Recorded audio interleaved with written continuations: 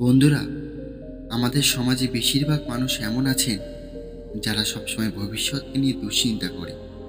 তারা সবসময় আগামী দিনে কি হবে সেই নিয়ে চিন্তা করে। তাই আপনিও যদি এই ধরনের মানুষ হয়ে থাকেন, তাহলে গৌতম বুদ্ধের এই গল্পটি শুনুন। কারণ এই গল্পটি শোনার পর আর আপনার ভবিষ্যৎকে নিয়ে দুশ্চিন্তা হবে না। তাই গল্পটি মন দিয়ে শেষ পর্যন্ত শুনুন। আর ভালো লাগলে লাইক, শেয়ার এবং সাবস্ক্রাইব করতে ভুলবেন না। তো চলুন বন্ধুরা, গল্পটি শুরু করা যাক। এক গ্রামে এক ব্যক্তি ছিল। সে সারাক্ষণ ভবিষ্যৎকে নিয়ে দুশ্চিন্তা করত। তার মনে সবসময় আগামী দিনে কী হবে সেই সব নিয়েই চিন্তা ঘুরপাক খেত। সে নিজের কম বয়স থেকেই ভবিষ্যৎকে নিয়ে দুশ্চিন্তা করত। যখন তার বিয়ে হয়নি, তখন সে এই ভেবে দুশ্চিন্তা করত যে তার কার সাথে বিয়ে হবে, যার সাথে বিয়ে হবে সে কেমন মানুষ হবে, বিয়ের পরে তার জীবন সুখে কাটবে কিনা ইত্যাদি। আর যখন তার ভালো একটা বিয়ে হলো, তখন সে চিন্তা করতে লাগলো যে সে সংসার কিভাবে চালাবে, উপার্জন কিভাবে করবে ইত্যাদি। টাকা পয়সা উপার্জন হতে শুরু করলে তার দুশ্চিন্তা হতে লাগলো সন্তান না হওয়া নিয়ে। সন্তান হওয়ার পর সে দুশ্চিন্তা করতে লাগলো সন্তানের ভবিষ্যৎ নিয়ে। এইভাবে প্রায় অর্ধেকের বেশি জীবন তার ভবিষ্যৎকে নিয়েই দুশ্চিন্তা করে কেটে গেছিল। সে দুশ্চিন্তা করতে করতে এতটাই হয়রান হয়ে গেছিল যে সে একটা দুশ্চিন্তা মুক্ত জীবন চাইছিল। একদিন সে রাস্তায় যেতে যেতে কিছু সন্ন্যাসীকে দেখে। তাদের দেখে তার খুবই হাসি খুশি মনে হয়। সে তখন মনে করে সন্ন্যাসীদের জীবন হয়তো দুশ্চিন্তা মুক্ত। তাদের জীবনে ভবিষ্যৎকে নিয়ে কিংবা অন্য কোনো ব্যাপারে কোনো চিন্তা হয়তো নেই, তাই তারা এত হাসি খুশি থাকতে পারে। তার মনে হয় যে এই সন্ন্যাসীদের জীবনই মনে হয় সবচেয়ে ভালো আর সুখী জীবন, তাই তারও সংসার জীবন ছেড়ে সন্ন্যাসী হয়ে যাওয়া উচিত। তো সে এইসব কথা চিন্তা করে গৌতম বুদ্ধের আশ্রমে যায় এবং তার শীর্ষ হয়ে যায়। কিন্তু দুশ্চিন্তা তো বাড়ি নয় যে তাকে ছেড়ে অন্য জায়গায় গেলে সে সেখানেই থেকে যাবে। আশ্রমে গিয়েও তার মধ্যে একই রকম দুশ্চিন্তা থাকে। সেখানে পরিবারকে নিয়ে দুশ্চিন্তা না থাকলে কি হবে, কিন্তু সেখানে নতুন ধরনের কিছু চিন্তা তার মধ্যে তৈরি হয়। আশ্রমের নিয়ম সে কীভাবে পালন করবে সেই নিয়ে দুশ্চিন্তা, প্রতিদিন নিয়মিত ধ্যান কী করে করবে সেই নিয়ে দুশ্চিন্তা, এবং আরও বিভিন্ন বিষয় নিয়ে নানান দুশ্চিন্তা। প্রথম কিছুদিন তো সে আশ্রমে ঠিকঠাকই ছিল, কিন্তু কয়েকদিন যাওয়ার পর থেকেই তার পরিবারের কথা মনে হতে লাগলো। তার স্ত্রী কেমন আছে, সন্তান কি করছে, এইসব ভেবে তার দুশ্চিন্তা হতে লাগলো। আর মনে হতে লাগলো যে বাড়িতে যখন ছিলাম তখনও দুশ্চিন্তা হতো, আর এখন সন্ন্যাসী হয়ে আশ্রমে থেকেও দুশ্চিন্তা হচ্ছে। এর থেকে তো সংসার জীবনই ভালো ছিল। তো সে ঠিক করলো যে সে আশ্রম ছেড়ে চলে যাবে।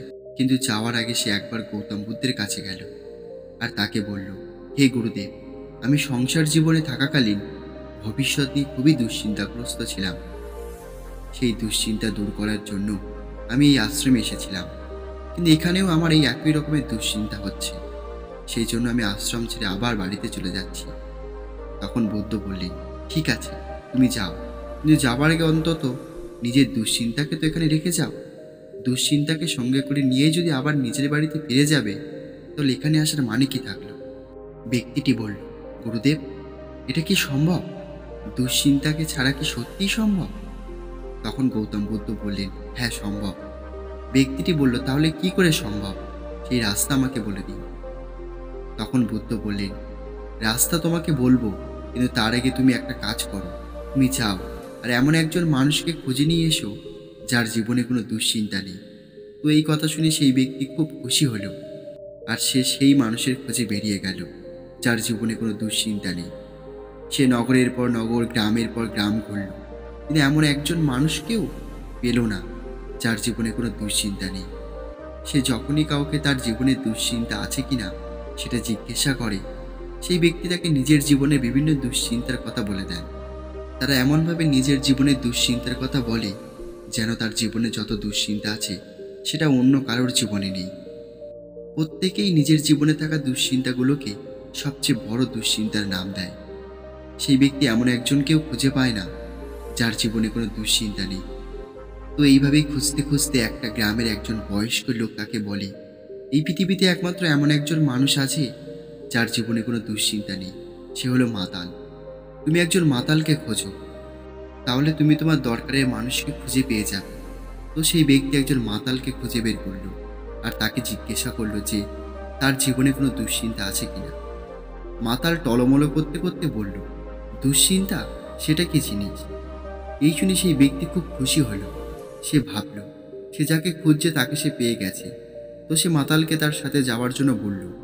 তখন মাতাল বলল, ঠিক আছে, আমি যাব, কিন্তু আমার একটা চিন্তা হচ্ছে, আমি যদি তোমার সঙ্গে যাই তাহলে আমার বিকেলের মদের ব্যবস্থা কি করে হবে? আমার কাছে এখন কোনো টাকা নেই। আমি এখন চিন্তায় পড়ে গেছি যে কি করে মদের ব্যবস্থা করব। এই শুনে সেই ব্যক্তি আনন্দ এক মুহূর্তে শেষ হয়ে গেল। সে মাতালকে ছেড়ে দিয়ে অন্য জায়গায় গিয়ে একটা গাছের তলায় বসে রইল।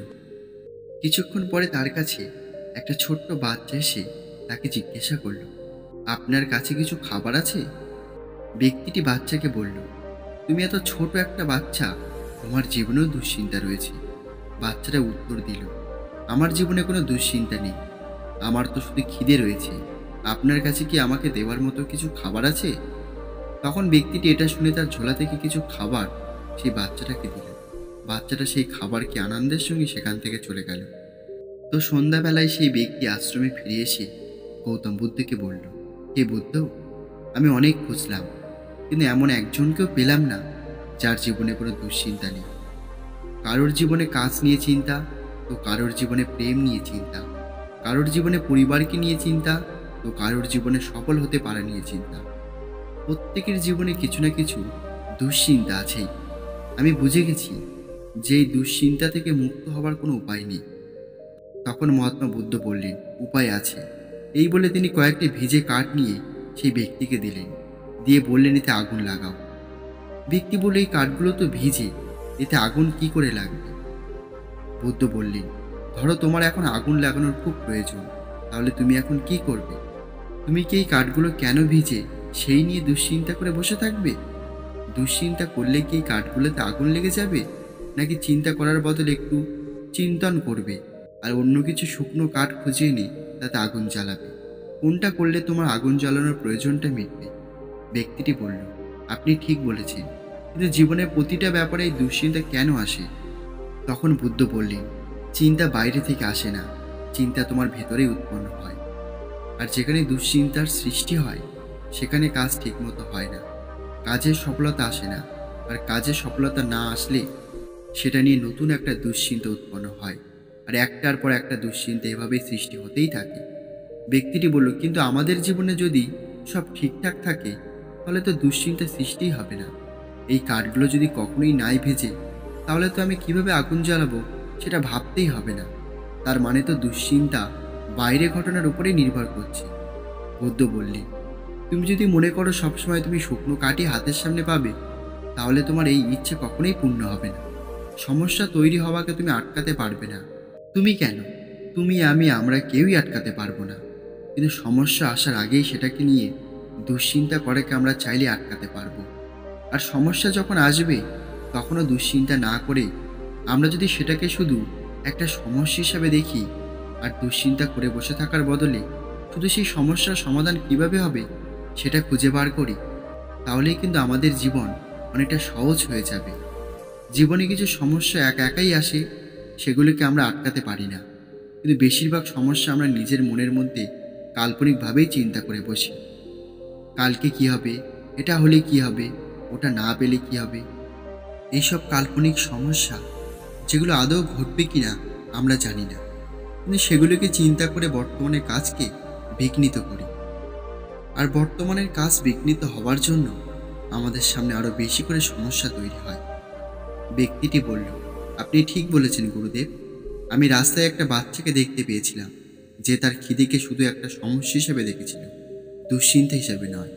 তাই সে দুশ্চিন্তা করে বসে না থেকে আমার কাছে এসেছিল খাবার চাইতে। সে সমস্যার সমাধান খোঁজার চেষ্টা করেছিল, আর আমি খাবার দিতেই তার সমাধান হয়ে গেল, আর সে আনন্দের সঙ্গে সেখান থেকে চলে গেল। তখন আমি সেই বাচ্চাটার কথার মানে বুঝতে পারিনি, কিন্তু এখন আমার কাছে সব পরিষ্কার।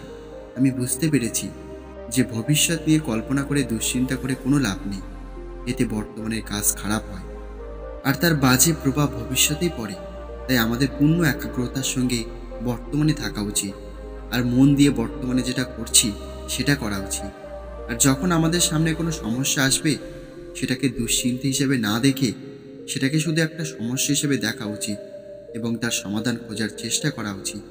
এভাবেই কিন্তু আমরা একটা দুশ্চিন্তামুক্ত জীবন কাটাতে পারব। তো বন্ধুরা, আশা করি এই ছোট্ট গল্পটি থেকে আপনি কিছু শিখতে পেরেছেন। আর আপনি যেটুকুই শিখেছেন তা কমেন্ট করে অবশ্যই আমাদের জানাবেন।